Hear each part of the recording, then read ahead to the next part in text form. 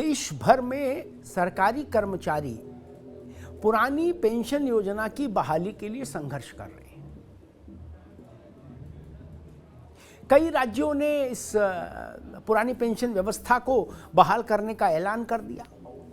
पश्चिम बंगाल जैसे राज्य भी हैं जिन्होंने नई पेंशन प्रणाली यानी एनपीएस को कभी लागू ही नहीं किया था, वो अनवरत पुरानी पेंशन स्कीम में ही चल रहे थे, ओपीएस में। अभी महाराष्ट्र में करीब 18 लाख सरकारी कर्मचारियों ने हड़ताल कर दी ओपीएस को लेकर, ओल्ड पेंशन स्कीम की बहाली की मांग पर।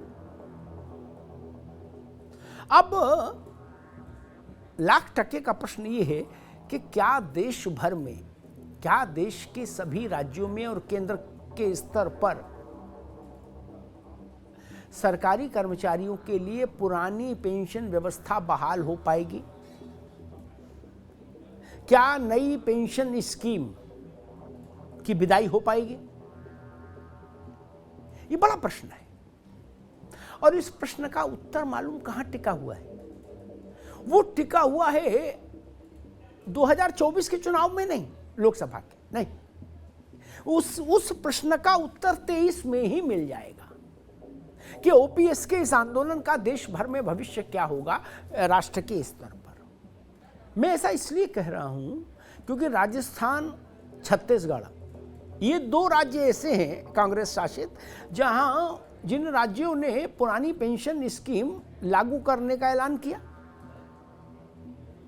अब वहां कसौटी ये होगी कि क्या पुरानी पेंशन स्कीम लागू करने की घोषणा आपको सरकार में दोबारा ला सकती है?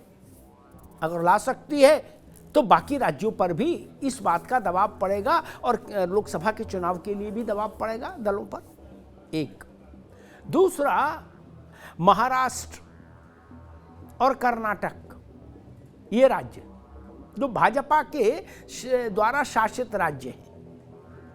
महाराष्ट्र में युति का शासन है, भाजपा और एकनाथ शिंदे, और कर्नाटक में भाजपा का शासन। इन दो राज्यों में भी चुनाव है। हिमाचल प्रदेश में कहा गया कि कांग्रेस सिर्फ इसलिए जीती कि उसने ओपीएस के पक्ष में अपना घोषणा पत्र जारी किया था। महाराष्ट्र और कर्नाटक की स्थिति बड़ी विचित्र है। आपको जान के हैरानी होगी, केंद्र सरकार से अभी एक प्रश्न पूछा गया लोकसभा में कि क्या केंद्र की इस पुरानी पेंशन स्कीम लागू करने की कोई योजना है, तो केंद्र ने कहा नहीं, ऐसी कोई योजना नहीं है। इस बात को जरा ध्यान में रखिए। लेकिन महाराष्ट्र में जब सारे सरकारी कर्मचारी, करीब 18 लाख सरकारी कर्मचारी हड़ताल पर चले गए, तो मुख्यमंत्री एकनाथ शिंदे ने एक हाई पावर्ड कमेटी के गठन का ऐलान कर दिया। और मालूम है ये कमेटी क्या करेगी? ये कमेटी ये देखेगी कि पुरानी पेंशन स्कीम लागू करने की क्या क्या संभावनाएं बन सकती हैं। अब सोचिए खेल, क्योंकि भाजपा भी जानती है कि जिस भी राज्य में चुनाव है वहां पुरानी पेंशन को लेकर बहुत तीखी बात कहना नुकसान हो जाएगा। इसलिए महाराष्ट्र में उसने एक पासा फेंक दिया कि हाँ, हम एक कमेटी बना रहे हैं। हालांकि कर्मचारी सरकार की इस घोषणा के बाद भी हड़ताल पर गए। उन्होंने कहा कमेटी नहीं, आप तो ऐलान करिए कि हम लागू करेंगे। खैर, लेकिन कमेटी तक आ गई भाजपा की गठबंधन सरकार। कर्नाटक में भाजपा की सरकार है और केंद्र में भी भाजपा की सरकार है। केंद्र की सरकार कह रही है कि ओपीएस लागू करने का कोई प्रश्न ही नहीं, अभी कोई प्रस्ताव विचाराधीन नहीं।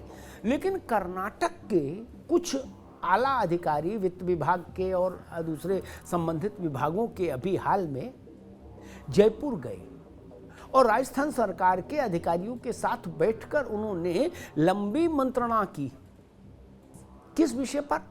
पुरानी पेंशन स्कीम को लागू करने के मैकेनिज्म को समझने के लिए गए थे।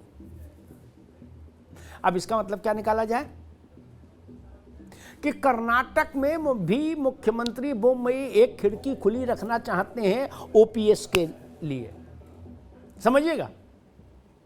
मध्य प्रदेश में भी जब चुनाव का बिगुल बजेगा तो भाजपा ऐसा ही कोई दांव वहां भी चलेगी ओपीएस को लेकर। लिख कर रख लीजिए, ये कहे कि भाजपा मध्य प्रदेश में चुनाव में नहीं जाएगी कि कोई भी स्थिति बने ओपीएस लागू नहीं करेंगे, नहीं। अब ये जो 5 राज्य हैं, मध्य प्रदेश, छत्तीसगढ़, राजस्थान, कर्नाटक और महाराष्ट्र, ये कसौटी हैं ओपीएस आंदोलन के लिए। अगर इन राज्यों में वैसे ही चुनाव परिणाम आए जिनसे ये स्थापित हुआ कि नहीं, ओपीएस का मुद्दा देश की चुनावी राजनीति का केंद्रीय मुद्दा है, तो यकीन मानिए उसके बाद 2024 के चुनावी महासमर में, यानी लोकसभा के चुनाव में, भाजपा हो चाहे गैर भाजपा दल हो, सबके एजेंडे में, सबके घोषणा पत्र में आपको ओपीएस की बहाली की घोषणा का वचन दिखाई देगा। लेकिन अगर राजस्थान और छत्तीसगढ़ में ओपीएस लागू करने का लाभ वहां की सरकारों को नहीं मिला, महाराष्ट्र, कर्नाटक और मध्य प्रदेश में ओपीएस को लेकर जो दल सबसे मुखर होकर सामने आए चुनाव में, अगर उसको लाभ मिलता, चुनाव में नहीं दिखा, तो मुझे लगता है ओपीएस को लेकर चल रहे आंदोलन के लिए मुश्किल हो जाएगी 2024 में। इसलिए अभी सारी ऊर्जा आंदोलन की 23 में, इसीलिए इस आंदोलन के जो सूत्रधार हैं लोग, वो सारी ऊर्जा 23 में इन राज्यों में झोंकना चाहते हैं ताकि एक नजीर बन पाए राष्ट्रीय स्तर पर, राष्ट्रीय दलों के लिए, और एक दबाव समूह पैदा हो भारतीय जनता पार्टी के लिए भी और कांग्रेस के लिए भी। क्या वास्तव में इन 5 राज्यों में ओपीएस चुनाव का रुख मोड़ने वाले मुद्दे के रूप में स्थापित हो पाएगा? संख्या छोटी नहीं है। महाराष्ट्र में अभी जो हड़ताल हुई, 17-18 लाख लोग हड़ताल पर गए। 17-18 लाख लोग, एक व्यक्ति का 5 लोगों का परिवार मानकर चलिए तो कितने लोग हो गए? लगभग 80-90 लाख लोग, 1 करोड़ के आसपास, एक बड़ी संख्या है। और सरकारी कर्मचारी बाकी समाज को भी प्रभावित करता है।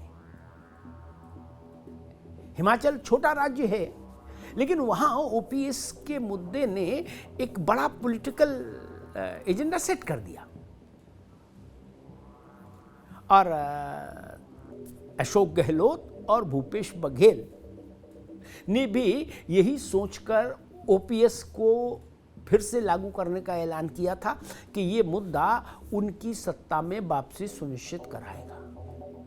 इसलिए उनको भी इंतजार रहेगा ये देखने का, परखने का कि क्या ओपीएस का मुद्दा उनको फिर से सत्ता में वापस ला सकता है कि नहीं। इसलिए ये जो 1 साल है जिसमें इन 5 राज्यों के चुनाव होने हैं और परिणाम आने हैं, वो इस आंदोलन के लिए बहुत महत्वपूर्ण है, ओपीएस के भविष्य के लिए बहुत महत्वपूर्ण है और एनपीएस के भविष्य के लिए भी बहुत महत्वपूर्ण है। धन्यवाद।